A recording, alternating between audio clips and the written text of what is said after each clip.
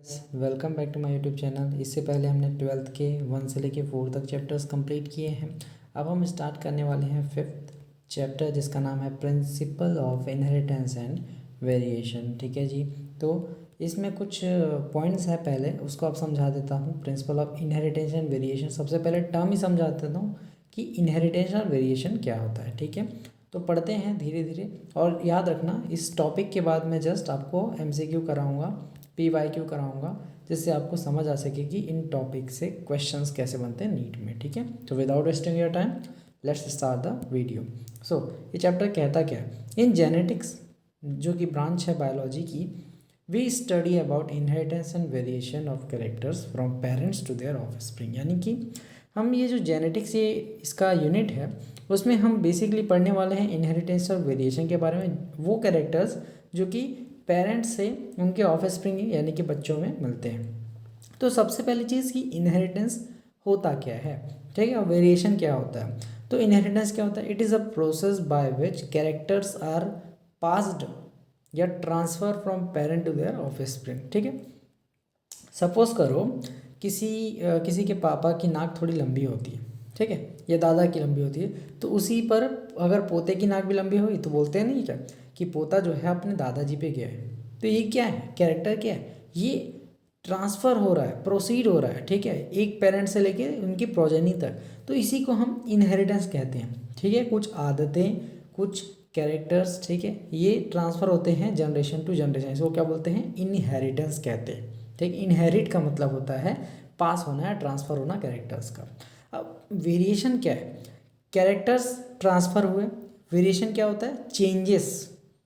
Changes होता है भाई। देखो, सपोज करो कोई बोलता है कि पप्पा तो बहुत होशियार है, लेकिन इनका बच्चा यार बहुत ही ज़्यादा डम है, गधा है। ठीक है, तो पप्पा होशियार है लेकिन बच्चा होशियार नहीं है, डम हो गया, गधा हो गया। तो ये क्या? चेंजेस आ गए, वेरिएशन आ गया। समझ रहे हो? इसी को हम चेंजेस कहते हैं, वेरिएशन कहते हैं। तो थोड़ा इसके टर्म में भी देख लेते हैं, बायोलॉजिकली टर्म में, कि it is the difference in characters of progeny generated due to sexual reproduction.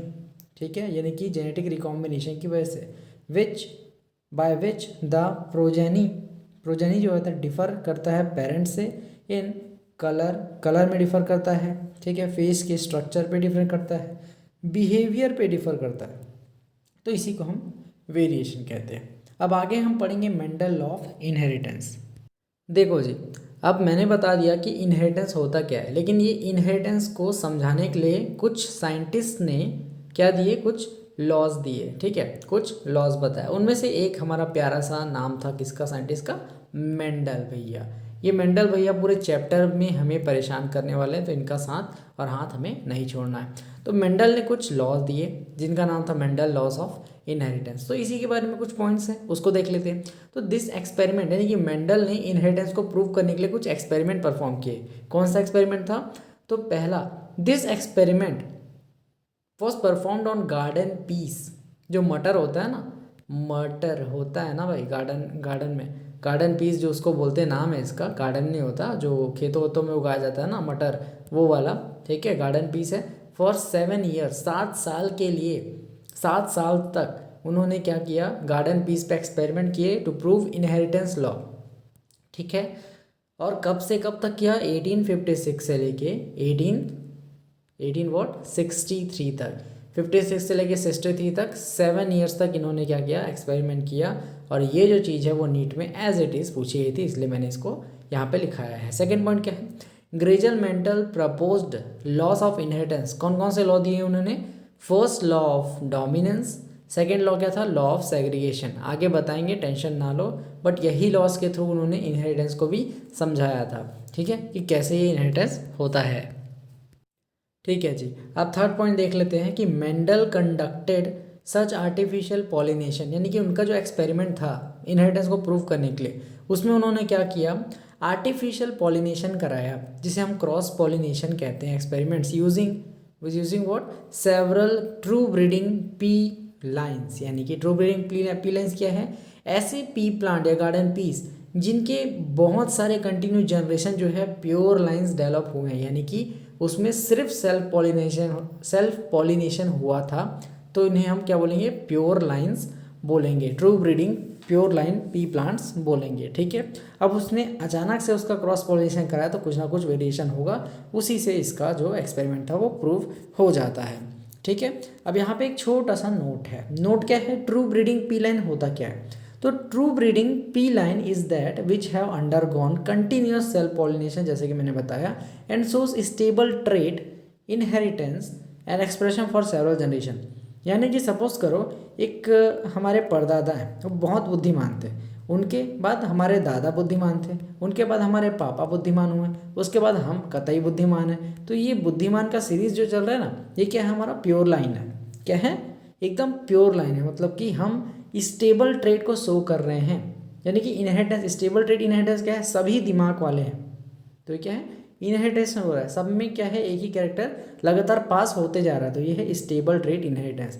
अब अचानक से सपोज करो मैं किसी गधी लड़की से, है ना, विवाह कर लेता हूँ, फिर मेरा बच्चा गधा पैदा होता है, ठीक है, बहुत ही डम होता है। तो ये क्या होगा, हमने क्रॉस ब्रीडिंग करा दी, है ना, और ट्रेड को बिगाड़ दिया और स्टेबल ट्रेड पूरी तरीके से हट गया। अब जो है वो जो इनहेरिटेंस था प्योर लाइन वाला वो अब नहीं रहेगा, ठीक है। अब ये वेरिएशन आ जाएगा यहाँ पे, ठीक, समझ आया, एकदम क्लियर कट, एकदम छोटा सा एग्जांपल दिया हूँ, उतना भारी भरकम नहीं है, आपको सिर्फ समझाने के लिए कि ये टर्म की ट्रू ब्रीडिंग पी लाइन होता क्या है। अब सपोज करता हूँ कि आपको समझ आ गया होगा, ठीक है। चौथा पॉइंट बहुत इंपॉर्टेंट, क्योंकि ये नीट में आया है।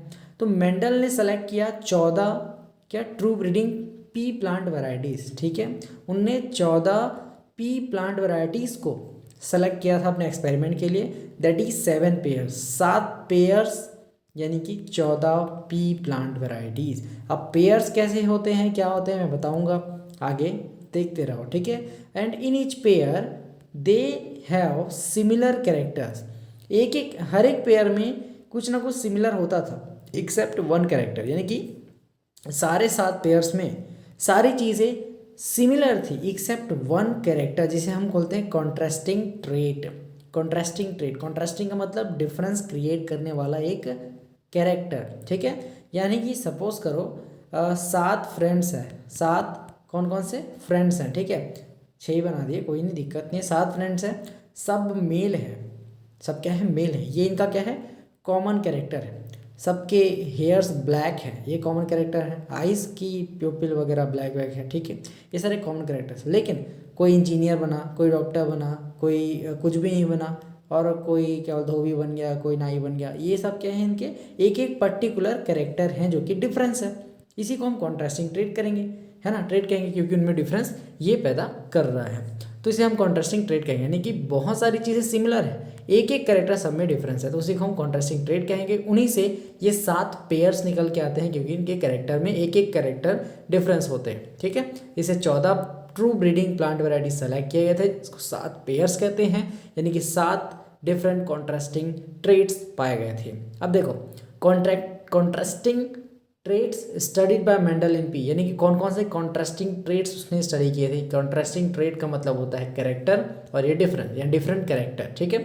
तो कैरेक्टर्स कौन कौन से थे देख लेते हैं, एक बार नज़र डाल लेते हैं। Stem height, flower colour, flower position, pod का शेप, पॉड का कलर, सीड का शेप, ठीक है।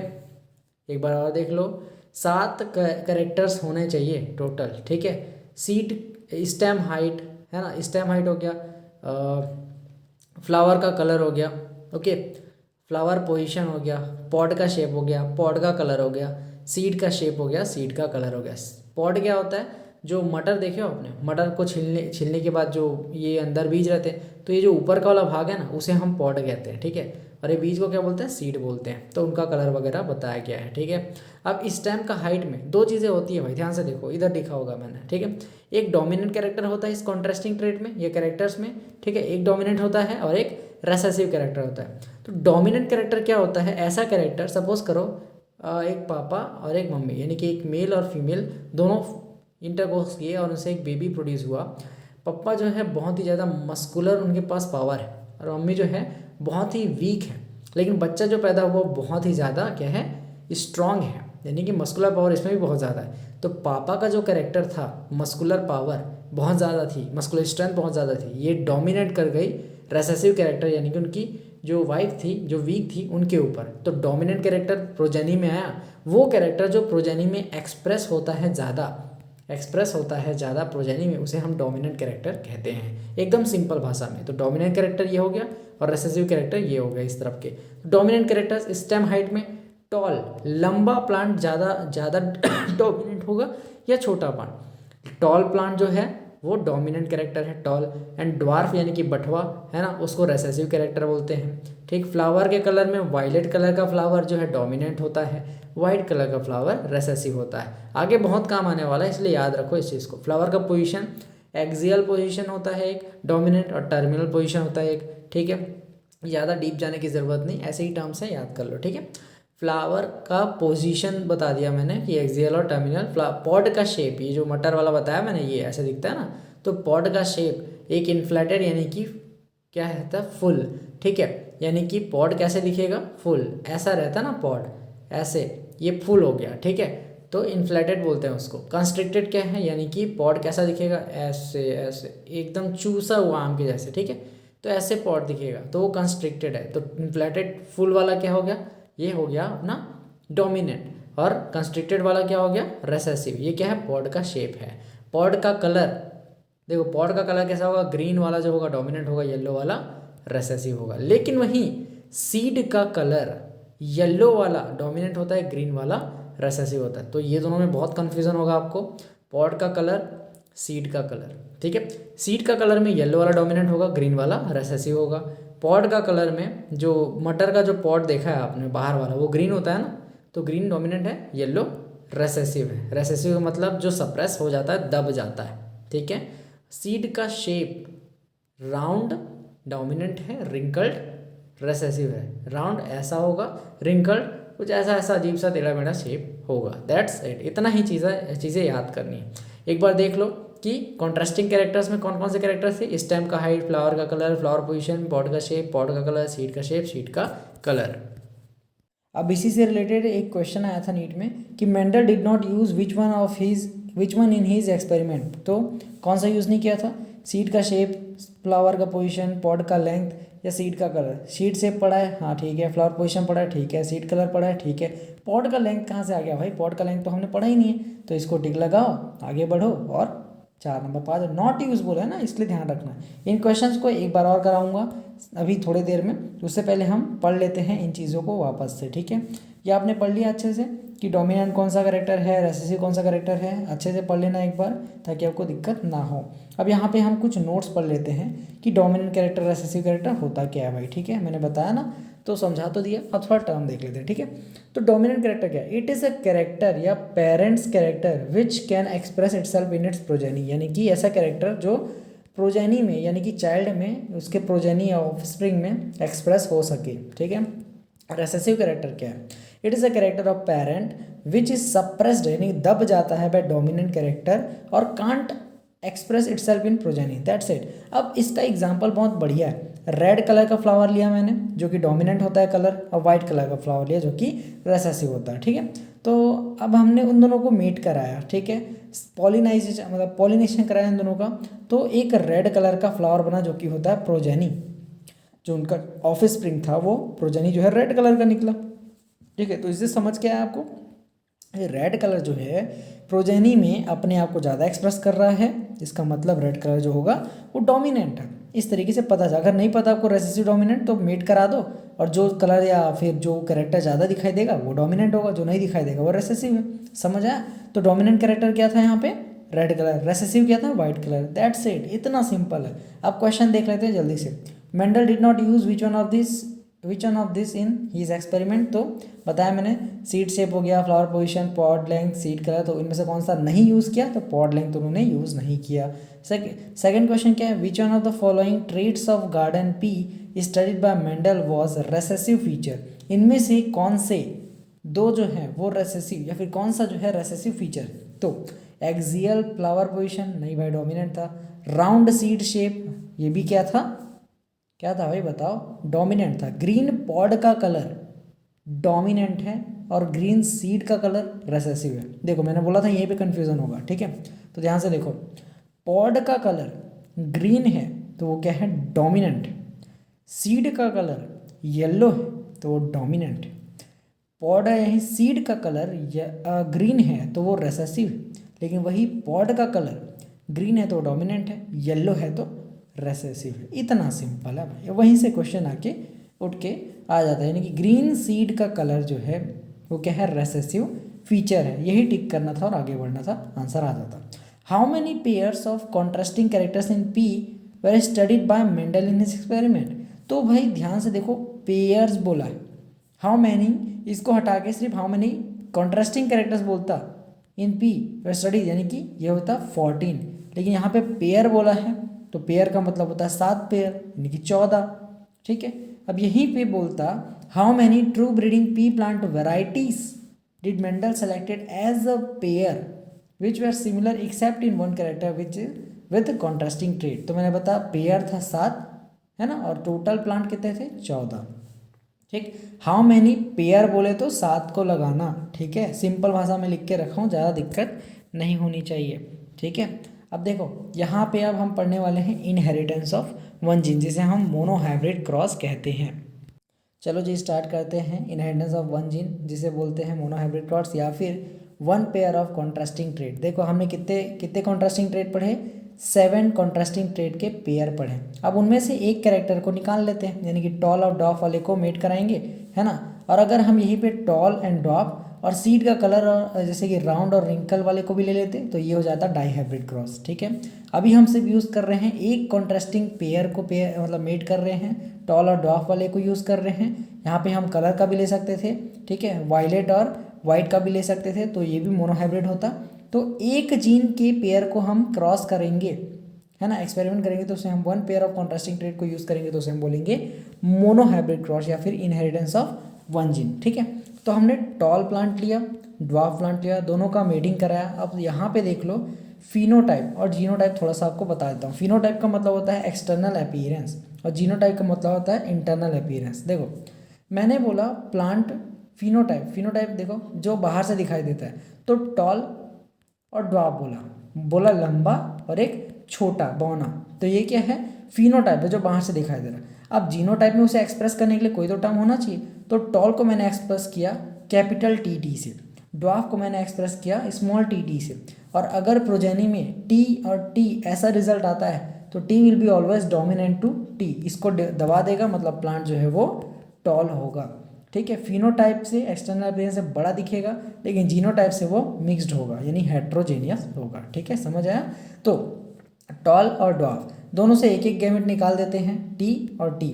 सिंपल समझाने के लिए इन दोनों को क्रॉस कर दिया तो बना टी और T, capital T small T. तो डोमिनेंट कौन सा होगा, कैपिटल टी, तो ये प्लांट टोटल क्या होगा, टॉल होगा। अब इसको हमने सेल्फ पॉलिनाइजेशन कराया, सेल्फ पॉलिनेशन कराया, या इसे हम बोलते हैं F1 जनरेशन या फिर फीलियल 1 जनरेशन या प्रोजेनी हम बोलते हैं, जो कि आया है। इसको हम सेल्फ पॉलिनेशन कराएंगे। ठीक है, तो यहाँ पे टी टी टी टी, ठीक है, क्रॉस कराया तो ये टी इसके साथ मिलेगा तो ये बनाएगा टी टी कैपिटल टी। ठीक है, अच्छे से बना देता हूँ थोड़ा। ठीक है, तो ये हो गया टी टी इंटू टी और स्मॉल टी, इससे मिलके क्या बनाया कैपिटल टी, ये पूरी तरीके से टॉल है। फिर इससे मिलके क्या बनाया टी और स्मॉल टी, ठीक है, हेट्रोजेनियस, इससे मिलके बना हेट्रोजेनियस। ओके, और इससे मिलके बनाया ये स्मॉल टी 2 बार। ठीक है, तो अब ध्यान से देखो रिजल्ट क्या है इसका, यहाँ पे ये देखो ये वाला मैं क्रॉस बता रहा था, तो एक कैपिटल टी का बना पूरा प्योर और एक स्मॉल टी का प्योर ड्रॉप बना। तो ये प्योर टॉल है, ये प्योर ड्वार्फ है, और ये दोनों क्या है, हेट्रोजेनियस है जीनोटाइपिकली। तो इनका जीनोटाइप रेशियो क्या आएगा, 1:2:1, क्योंकि 1 जो है प्योर है टॉल, 1 है प्योर ड्वार्फ और जो 2 है वो हेट्रोजेनियस टॉल है। ठीक है, लेकिन हम अगर एक्सटर्नल अपीयरेंस से देखेंगे तो 3 हमको दिखेंगे बड़े बड़े, 3 टॉल दिखेंगे और एक क्या होगा, छोटा दिखेगा। तो फिनोटाइप का रेशियो क्या होगा, 3:1, 3 टॉल हैं और एक ड्वार्फ है। ठीक है, और जीनोटाइप का रेशियो क्या दिखेगा कि 1:2:1, एक प्योर टॉल, एक प्योर ड्वार्फ और 2 हेट्रोजेनियस टॉल दिखाई दे रहे हैं। तो यही चीज़ मैंने लिख के रखी है यहाँ पे, ध्यान से देखो, यहाँ पे देखो phenotype ratio of monohybrid cross is 3:1, 3 tall 1 dwarf. Genotype ratio of monohybrid cross is 1:2:1, एक प्योर टॉल, एक प्योर ड्वार्फ और 2 हेट्रोजेनियस टॉल। यही चीज़ नीट में उठ के आ जाती है और कई बच्चे इसमें फंस जाते हैं, बट आपको नहीं फंसना है क्योंकि मैंने आपको क्लियरली बता दिया। अब यहाँ पे कुछ नोट है, उसको लिख लो। Note, T T capital T small T is a heterogeneous pair that is two different factors of gene और जीन्स, ठीक है, in one pair. Okay, heterogeneous that is two different features या फैक्टर्स और genes in one pair, यानी T और T दो अलग अलग फैक्टर्स हैं जो कि एक, और जीन हैं जो कि एक ही पेयर में पाए जाएंगे। और यहाँ पे T T capital T small t ये होमोजेनियस है, that is same genes in one pair. ये सेम जीन्स है, दोनों एक ही पेयर में आ गए, ये सेम जीन्स है, एक ही पेयर में आ गए। लेकिन जब दो अलग अलग जीन्स या फैक्टर्स एक साथ आएंगे तो उसे हम बोलेंगे हेट्रोजेनियस, ठीक है, ज़ायगोट बोल सकते हो, ठीक है, या गैमेटे बोल सकते हो, कोई दिक्कत नहीं है। According to phenotype of monohybrid cross, ये दूसरा मतलब एक नोट है, ठीक है, इसको भी नोट कर लो, तीसरा वाला है। According to phenotype of monohybrid cross 1/4 dwarf plants थे, 3/4 टॉल प्लांट्स थे, यानी कि देखो 3:1, टोटल 4 है। तो आप बोल सकते हो कि 3/4 ऑफ क्या ये प्लांट्स में टॉल है और 1/4 प्लांट जो है वो क्या है, ड्वार्फ है। अब ये चीज़ नहीं बता सकता, देखो चार भाग है भाई, देखो 4 चीज़ें हैं तो उसको डिवाइड करोगे ना, 3 चीज़ क्या है उसमें टॉल है और एक चीज़ क्या है, 4 में से एक क्या है, ड्वार्फ है। तो इसको ऐसे तो डिनोट करोगे ना, 3:4, 3/4 जो है वो टॉल है, 1/4 जो है वो क्या है, ड्वार्फ है, ठीक है। बेसिक चीज़ है यार, उतना ज़्यादा इसमें घुसना नहीं है, ठीक है। अब यहाँ पे एक IMP नोट है, to understand the monohybrid cross एक साइंटिस्ट था जिसका नाम था रेजिनाल्ड सी पन्नेट, उसने पन्नेट स्क्वायर मेथड डेवलप किया था। पन्नेट स्क्वायर मेथड क्या है, एक टॉल ले लिया, एक ड्वार्फ ले लिया, इसका टीटी उसका अलग अलग क्या निकाल दिया, एक एक गैमेट निकाल दिया, ठीक है। अब हमने क्या किया, एक ऐसा स्क्वायर बनाया, पन्नेट स्क्वायर, ठीक है, इस तरीके से क्रॉस कर दिया, यहाँ पे टी, यहाँ पे टी, यहाँ पे टी, यहाँ पे टी, ठीक। अब क्या किया हमने, मेट करने के लिए क्या किया, इसको मिला, ठीक है, इसको इसके साथ, फिर रिटर्न में एक बार इसको पूरा इन दोनों के साथ करेंगे, फिर दूसरे बार में इसको इन दोनों के साथ करेंगे, ठीक है। तो क्या बनेगा, T T T T T T T T, सब में वही चीज़ रिजल्ट आएगा। तो ठीक है, F1 जनरेशन यही है, टी टी मैंने बताया था, बहुत सारे ये फ्लावर्स है, पता है, 1 2 3 4 फ्लावर्स बने हैं, ऐसा ये बताया जा रहा है, ठीक है। तो फिगर क्या है, पनेट स्क्वायर मेथड, जिसको डिस्कवर किसने किया था, Reginald C Punnett, to understand क्या, मोनोहाइब्रिड क्रॉस, ये नीट का क्वेश्चन है, ठीक है। अब यहाँ पे जल्दी से मैं एलील बता देता हूँ कि होता क्या है, एलील्स या फिर फैक्टर्स जो मैंने अभी टर्म यूज़ किया था वो बता देता हूँ, ठीक है। तो alleles are slightly different forms of same gene and the genes that code for a pair of contrasting trait are called alleles. एकदम सिंपल चीज़ है, कॉन्ट्रास्टिंग ट्रेट वगैरह भी बता चुका हूँ। एग्जाम्पल, इन टी और टी वाला जो एलील है वो क्या है, T is a allele and small t is allele for T, यानी कि देखो जो टी है एलील है टी के लिए, फॉर टी स्मॉल टी के लिए, ठीक है, और स्मॉल टी एलील है टी के लिए, ठीक है। तो दो एलील्स एक साथ आ गए, ऐसा है, समझ रहे हो। और इसको अगर हम बोलते हैं टी को, तो इसको बोलते हैं एलील का पेयर। ये क्या है, एलील का पेयर, यानी कि टी वाला भी एलील है, स्मॉल टी वाला भी एलील है, दोनों एक साथ आ गए तो ये इसके लिए मतलब कि एलील है, क्योंकि टी वाला जो है डोमिनेंट एलील है, स्मॉल टी वाला रेसेसिव एलील है। तो स्मॉल टी के लिए ये वाला डोमिनेंट है और इस कैपिटल टी के लिए ये वाला रेसेसिव एलील है। आप समझ आया, ये वाला जो टर्म लिखा हूँ, T is allele for t and small T is allele for capital T, ठीक है। अब यहाँ पे एक नोट है कि Mendel called the genes as a factors, ये भी नीट में आएगा कि मेंडल क्या बोलता था, जीन्स को फैक्टर कहता था। अब आगे इसके आगे हम क्रॉसिंग पढ़ने वाले हैं, 3 टाइप के क्रॉसिंग पढ़ेंगे, self crossing, test crossing, back crossing. अभी हमने सेल्फ पॉलिनेशन वर्ड यूज़ किया था ना, तो उसी को क्रॉसिंग कहते हैं, ठीक है। क्रॉस ब्रीडिंग भी यूज़ किया था, तो वो सब भी पढ़ेंगे आगे जाके। तो वीडियो थोड़ा लंबा हो गया, तो मिलते हैं अनदर वीडियो में। कोई डाउट होगा तो कमेंट कर देना। तब तक के लिए जय हिंद, जय भारत।